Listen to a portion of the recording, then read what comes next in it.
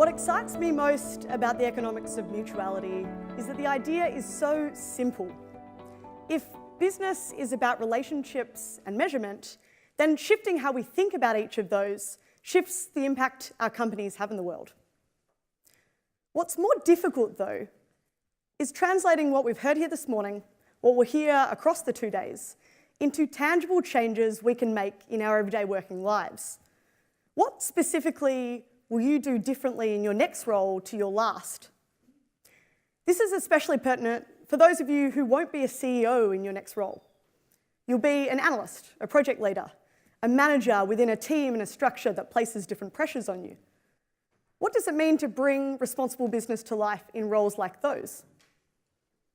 I'd like to share with you 3 lessons about responsible business that I learned the hard way in my previous working life, and what I plan to do differently in my next role as a result.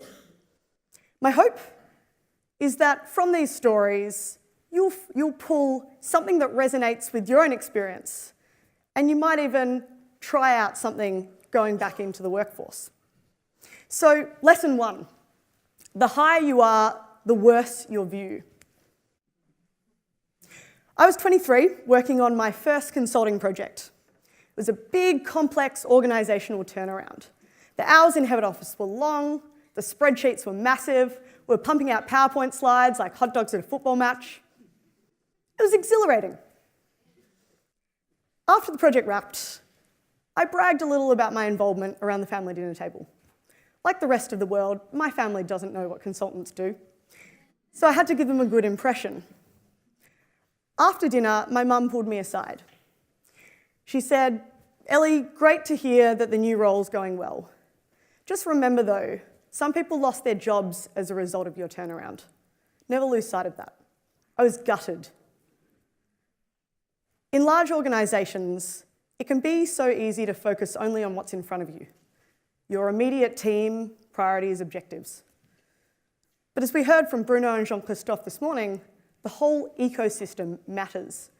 Your actions have material consequences on others. And the further you are from the endpoints of your organisation's ecosystem, the harder it is to see the true impact you're having. I lost sight of that impact in a large organisation, and going back into a corporate, I'm vulnerable of doing the same thing again. So my commitment for my next role is to structure time into my projects to physically spend at different points in the ecosystem of my client or organisation. And if my role doesn't include that in the job description, I'll argue for it up front. Lesson 2, beware of the single goal. After consulting, I went to run a strategy redesign for a women's not-for-profit, a 100-year-old membership organisation that had lost its way. I took one look at their existing strategic muddle, and I piped up immediately like a good little consultant. I said, "What's the one thing you care about most? The one metric that matters more than anything else? There's got to be one. The rest is just distracting you from it." Turned out to be a really dangerous place to begin. Businesses seek simplicity and clarity. When you're embroiled in complexity, there's nothing more alluring than a single metric for success to unite around. It's what the civil servants in my MPP program were always telling me they envied about business, the simplicity of having profit maximisation as your single metric for success. But we now know the paradox that presents. Pursuit of profit unbalanced against other metrics is a fool's errand, an unsustainable endeavour that leads you to destroy so many other sources of value along the way. I almost destroyed and drove away the very volunteer members who gave my not-for-profit its soul in my pursuit of a single organisational goal. And it was only by learning from lesson 1 and talking with people from different parts of the organisation's ecosystem that I realised their dual goals, serving clients and members, and that's what gave them their energy. In my next role, I plan to start by asking what mix of goals an organisation has and what balance across those goals they're hoping to achieve. I won't accept a single metric of success, and I'll keep pushing the question at critical decision-making moments. Lesson 3. Incentives drive belief. In my 2 years of study at Oxford, one behavioural economics study has stuck with me. It turns out, if you take people with wildly different IQs and you ask them to defend their views on, say, vaccinations and autism, for example, IQ doesn't predict scientific accuracy at all. The only thing those with higher IQs do consistently is come up with more reasons to defend the view they had already. Add skewed incentives into the mix and you've got a hell of a Molotov cocktail. I saw this firsthand when having coffee with a professional mentor of mine. Whip-smart, prominent leader in his field.